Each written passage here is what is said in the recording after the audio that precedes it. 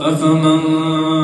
شرح الله صدره للإسلام فهو على نور من ربه فويل للقاسية قلوبهم من ذكر الله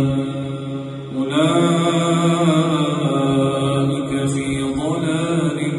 مبين. الله نزل أحسن الحديث كتابا متشابها مثانية تقشعر منه جلود الذين يخشون ربهم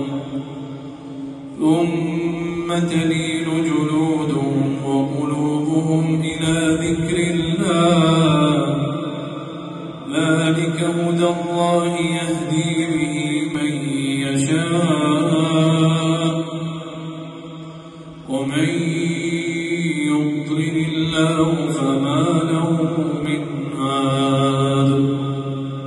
أفمن يتقي بوجهه سوء العذاب يوم القيامة وقيل للظالمين ذوقوا ما كنتم تكسبون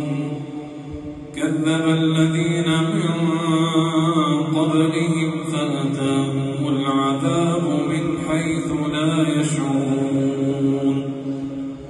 فأذاقهم الله الخزي في الحياة الدنيا